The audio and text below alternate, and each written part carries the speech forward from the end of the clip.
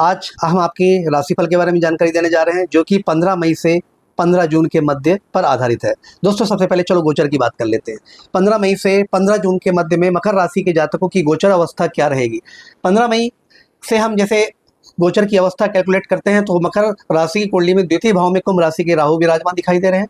तृतीय भाव पराक्रम भाव में मीन राशि पर शुक्र और शनि की स्थिति एज इट इज नजर आ रही है जो कि पहले से चली आ रही है। तृतीय पंचम भाव जो कि आपके बुद्धि विवेक का भाव है, जहाँ पे सूर्य बुध का बुधादित्य राज्य वृषभ राशि में गोचरमान प्रतीत हो रहा है। अगला गोचर आपका कुंडली के छठे भाव में मिथुन राशि के बृहस्पति नजर आ रहे हैं। सप्तम भाव में नीच राशि के मंगल चंद्रमा के साथ विराजमान है। चंद्रमंगल का महालक्ष्मी राजयोग भी बन रहा है, इसके बारे में भी चर्चा करेंगे। अष्टम भाव में केतु की स्थिति है जो कि सिंह राशि में है और आपके चलिए अष्टम भाव में आपकी केतु की स्थिति है जो कि सिंह राशि पर पदस्थ है। चलिए जानते हैं इनका प्रभाव क्या आएगा आपके जीवन में। दोस्तों मकर राशि के जातकों के द्वितीय भाव में राहु का गोचर जो कि धन भाव में दिखाई दे रहा है, ये थोड़ा सा हानिप्रद है दोस्तों। ये आपको पितृदोष में डालने की अवस्था रखता है कि आपके पूर्व जन्मगत कोई ऐसे कार्य हो जिसके कारण आपके कार्यों में अवरोध, धन में बाधा, तरक्की में रुकावट, हर कार्यों में कहीं ना कहीं तकलीफों का सामना करना, पारिवारिक मनमुटाव की स्थिति पैदा होना, परिवार में संबंधों का विच्छेद होना, माता पिता भाई बहनों के बीच आपसी तारतम्य की स्थिति का कमजोर हो जाना या वैचारिक मतभेद की स्थिति इतनी अधिक बढ़ जाती है कि कई बार आपको परिवार से हटने की मानसिकता भी आ जाती है। आपको अपने ही परिवार में सम्मान की स्थिति नहीं मिलेगी। आप अपने ही परिवार में अपने भावनाओं को व्यक्त नहीं कर पाएंगे। और अगर भावनाओं को व्यक्त कर भी लेते हैं इस दौरान, इस पीरियड में, क्योंकि 18 माह का पीरियड होता है दोस्तों, क्योंकि वैसे भी 18 माह बाद राहु आपके मीन राशि से कुंभ राशि में प्रवेश किए हैं 18 मई से, तो राशिफल उसी के अंतर्गत पे आधारित है। तो ये 18 माह अगले आपके गोचर काल में रहेंगे। तो ऐसा ही कुछ आपका राशिफल राहु से बन रहा है, तो मानसिक स्थितियां भी थोड़ी खराब करेगा। ये आर्थिक स्थिति को तो तकलीफ में डाल ही सकता है, क्योंकि द्वितीय भाव में जब राहु आते हैं तो कहीं ना कहीं आपके अर्थ, व्यापार, व्यवसाय को भी बाधित करते हैं और आर्थिक जो लाभ आप हो सकते हैं उसमें भी रुकावटों का कार्य ये करना प्रारंभ कर देते हैं। आपकी वाणी में कटुता, मलिनता और आपको एडिक्शन या नशे की आदत में भी डाल सकते हैं। तो क्या होता है कि जब आदमी नेगेटिव दायरे में या नेगेटिव दौर से गुजरता है तो उसकी थॉट डिप्रेसिव हो जाती है, नेगेटिव हो जाती है। तो जब नेगेटिव थॉट आने लग जाती है तो व्यक्ति क्या नशे का सहारा लेने लग जाता है, क्योंकि उसी से उसको रिलैक्स मिलता है। क्योंकि उसके वस्तुतः जो सामान्य उसके जो जीवन में जो उसके सगे संबंधी होते हैं उसकी भावनाओं को समझना ही नहीं चाहते। जो आप कहते हैं वो समझ कुछ और रहे हैं, वो जो कहना चाहते हैं आप नहीं समझ पा रहे हैं। तो इस प्रकार की मिसकम्युनिकेशन की स्थिति राहु महाराज जब द्वितीय भाव में बैठते हैं तो कुटुंबी विवाद, कुटुंबी कलह पैदा करवाने की कोशिश करते हैं। तो इससे आपको सावधान होने की आवश्यकता है। कम से कम इस पीरियड में आपको बचने के लिए अपनी वाणी में मधुरता, मिठास यदि आप घोल के रख सकें तो ये राहु का जो द्वितीय भाव में गोचर है ये आपको तकलीफ उतना नहीं देने वाला दोस्तों। चलिए अगले गोचर की बात करते हैं। हाँ, पराक्रम भाव में आपके शुक्र और शनि मीन राशि के बने हुए हैं। मीन राशि में शुक्र उच्च के हो जाते हैं। जब उच्च के शुक्र पराक्रम में बैठेंगे और अपने प्रिय से शनि के साथ, तो आपके पराक्रम में वृद्धि अवश्य करेंगे, साहस में वृद्धि करेंगे। आप अपनी डेयरिंग से किसी भी कार्य को करने में सक्षम हो पाएंगे। आप यदि इस बीच में किसी प्रकार के निर्णय अपने जोखिम भरे स्वभाव से अगर लेते हैं तो यहाँ पे शुक्र और शनि, क्योंकि शुक्र आपकी कुंडली में पंचमे से आपके पुण्यों के स्वामी है, तो कहीं ना कहीं आपके जोखिम से आपके पुण्यों को जोड़ देते हैं। तो आपका लिया गया जोखिम निरर्थक नहीं जाएगा। आपके साहस से, आपके पराक्रम से हर कार्य सिद्ध होते चले जाएंगे। भाग्य में भी वृद्धि का योग बनता है, क्योंकि शनि और शुक्र का संयोग आपके भाग्य पे दृष्टिपात करता है और आपकी पत्रिका में शनि आपके लग्नेश है और शुक्र आपके पंचमेश है। तो पंचम भाव होता है बुद्धि विवेक शिक्षा संतान का एक पहला आपका दूसरा त्रिकोण, और तीसरा त्रिकोण आपके भाग्य का है जो कि पहला त्रिकोण आपका मकर राशि का है जिसके स्वामी शनि है। तो शनि और शुक्र की ये युति है आपके भाग्य में वृद्धि का कार्य करेगी। छोटे भाई बहनों, अधीनस्थ कर्मचारियों और विदेश यात्राओं से आपको लाभ हो सकता है। पत्रकारिता, मीडिया जगत से जुड़े हुए जातकों को भी उनके कार्य क्षेत्र से लाभ हो सकता है, या किसी प्रकार की आप कोई नई योजना, कोई नई स्कीम विदेशी गतिविधियों से जुड़ी हुई आप करने जा रहे हैं अपने व्यापार में, विदेशी एक्टिविटी या विदेशी कार्य को आप जोड़ना चाह रहे हैं, तो ये समय आपके एक व्यापार व्यवसाय पथ को प्रगति देने के लिए तत्पर रहेगा दोस्तों। अगला गोचर दोस्तों आपकी पत्रिका में चतुर्थ भाव में पंचम भाव में सूर्य वृषभ राशि की दिखाई दे रहे हैं, जो कि बुध के साथ बुधादित्य राज्य बना के बैठे हुए हैं। तो जब भी याद रखिए दोस्तों, पंचम भाव में बुद्धि विवेक शिक्षा संतान का भाव होता है और वैसे ही शैक्षिक क्षेत्रों के उद्देश्यों की पूर्ति करता है। शिक्षा संबंधी जगत से जुड़ा हुआ ये भाव होता है और आपकी बौद्धिक क्षमता के पहनेपन और आपकी बौद्धिक क्षमता को दर्शाता है। तो बौद्धिक क्षमता वाले भावों में जब भी सूर्य बुध का बुधादित्य राजयोग बैठ जाए या बन जाए तो आपकी बौद्धिक चातुर्यता को बढ़ा देता है, आपकी विवेकशीलता को बढ़ा देता है, आपकी निर्णय क्षमता को बढ़ा देता है। आपके लिए के निर्णय शैक्षिक उद्देश्य सारे पूरे होंगे। शिक्षा से जुड़े हुए जो जातक है, बंधुगण है, उनके शिक्षा संबंधी समस्त उद्देश्य पूरे हो जाएंगे। जो व्यक्ति निवेश या शेयर ट्रेडिंग मार्केट में कार्य करते हैं उनके प्रॉफिट्स बढ़ने की संभावना दिखाई दे रही है। और जिन जातकों के प्रेम संबंधों में रुकावटों की स्थिति थी वो रुकावटें समाप्त होकर के प्रेम संबंधों में नया अनुराग घुलता हुआ दिखाई दे रहा है।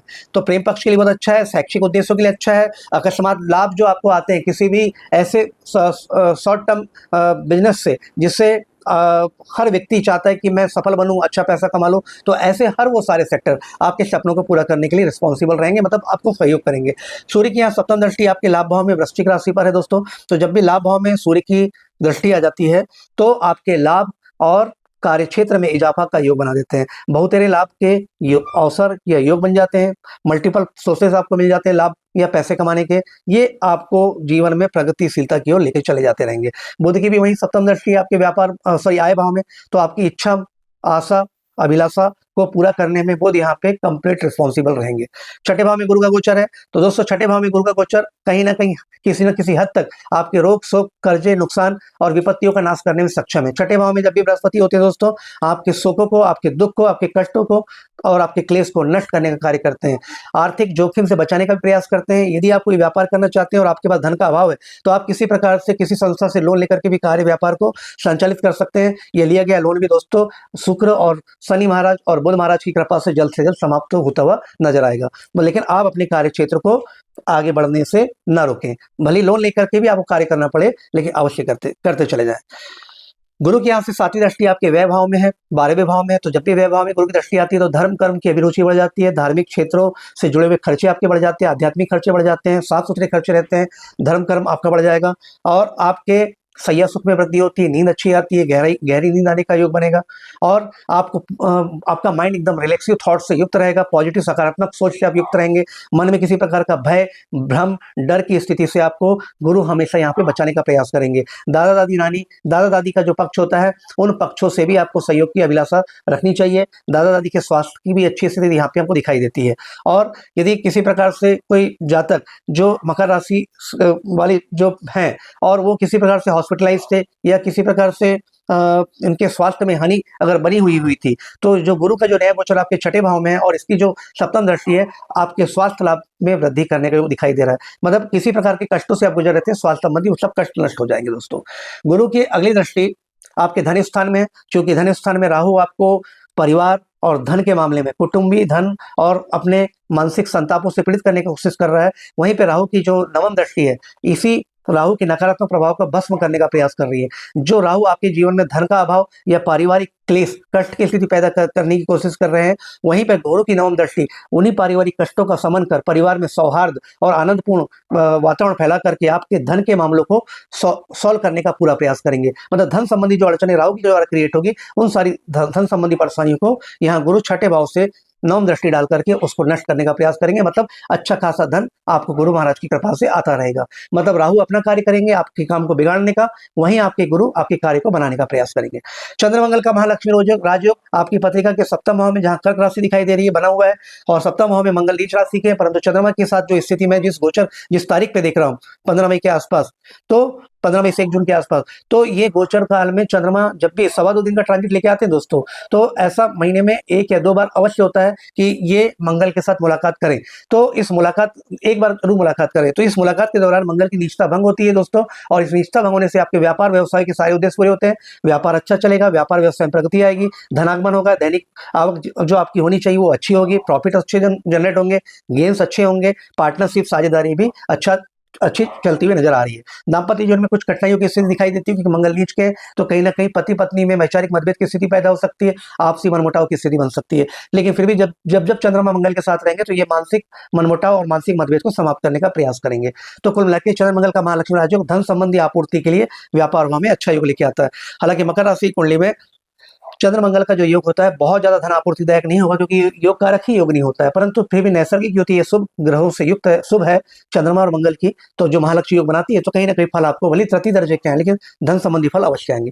अष्टम भाव में केतु है, तो वाहन चलाने संबंधी सावधानी अवश्य रखें दोस्तों। किसी प्रकार की दुर्घटना की आशंका है आपको। अगर पाइल्स बवासीर की अगर पहले से कोई शिकायत थी जो सॉल्व हो चुकी है, वापस उसके उभरने के आसार दिख रहे हैं। या जो जो जातक जिन्हें कोई समस्या नहीं थी पेट संबंधी या गुप्तांगों संबंधी, तो पेट संबंधी और गुप्तांगों संबंधी रोग के वापस आपके निकलने के बाहर आने का योग दिखाई दे रहा है। अष्टम भाव में केतु जब आ जाते हैं दोस्तों, तो ऑकल्ट साइंस, रहस्यमय साइंस, आध्यात्मिक साइंस में आपकी अभिरुचि बढ़ जाती है। आप नए रिसर्च, नई क्षेत्र के ज्ञान को प्राप्त करने के लिए एकदम प्रेरित हो जाते हैं, और आप रिसर्च नेचर के हो जाते हैं, गहन मंथन करते हैं, गहन एनालिसिस करते हैं, तब जाकर के आप अपने ज्ञान और शोध के विषय से अपने जीवन के लक्ष्यों को पूरा करते हैं।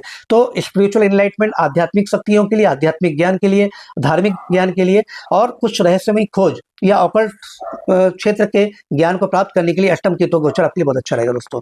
अब अगला गोचर हम बात करते हैं दोस्तों 1 जून से लेकर के 15 जून के मध्य में। 1 जून से 15 जून के मध्य में दोस्तों आपके लगन में हम देखें मकर राशि, लगन मतलब चंद्र राशि, क्योंकि चंद्र राशि पे आधारित राशि फल है दोस्तों ये।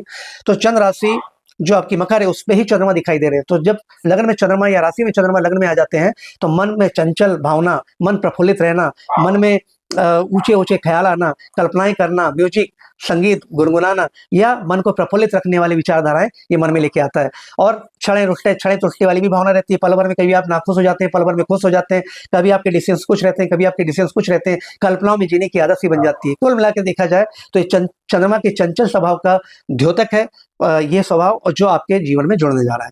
द्वितीय भाव में राहु, वही स्थिति जो मैंने आपको पिछले प्रेडिक्शन में बताया दोस्तों, 15 मई से 1 जून के मध्य में, तो वही स्थिति रहेगी। राहु द्वितीय भाव में आपको आर्थिक तकलीफें या पारिवारिक तकलीफें या वाणी संबंधी तकलीफें या एडिक्शन की ओर ढकेलने का योग बना के रखे हुए हैं, परंतु जो गुरु की नवम दृष्टि आ रही छठे भाव से, वो उसको रोकने का प्रयास कर रही है और उसके दोषों को समाप्त करने का प्रयास कर रही है।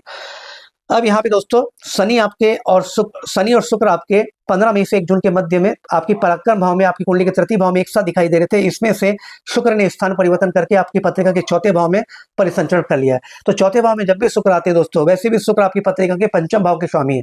लग्न, पंचम, नवम, ये तीन ही त्रिकोण मकर राशि के जातकों के जो स्वामी है, पहले शनि, दूसरे शुक्र, तीसरे बुध, तो ये तीन ही ग्रह आपके राज्य कारक है दोस्तों। जब इन राज्य कारक ग्रहों का स्थान यदि केंद्र में आ जाए गोचर काल में, या पंचम नवम में आ जाए, या लग्न में आ जाए, तो ये अपने भाव के फलों की वृद्धि करते हैं। तो अब यहाँ क्या होगा दोस्तों, शुक्र जब चौथे भाव में आएंगे तो वाहन, भवन, प्रॉपर्टी, संपत्ति में वृद्धि का योग बनाएंगे।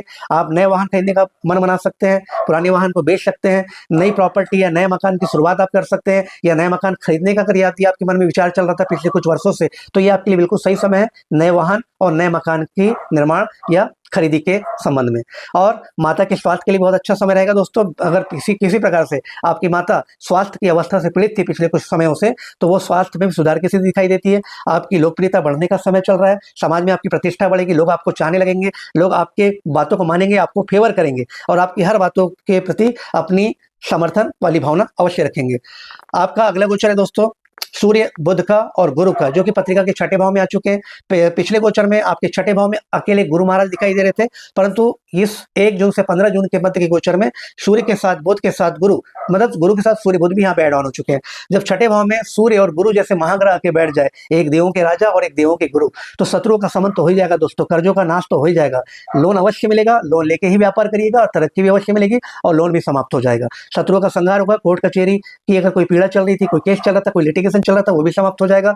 और सूझबूझ, क्योंकि छठे भाव में बुध बैठे हैं, तो आपको शत्रुओं को कैसे परास्त करना है, आपके नेगेटिव साइडेड जो लोग होते हैं, जो आपके अगेंस्ट जाना चाहते हैं, उनको आप कैसे डोमिनेट कर पाएंगे, वो आपकी शत्रु बुद्धि भी ये बुध के माध्यम से मिलने वाली है। कुल मिला के योग बहुत शानदार अच्छा है दोस्तों।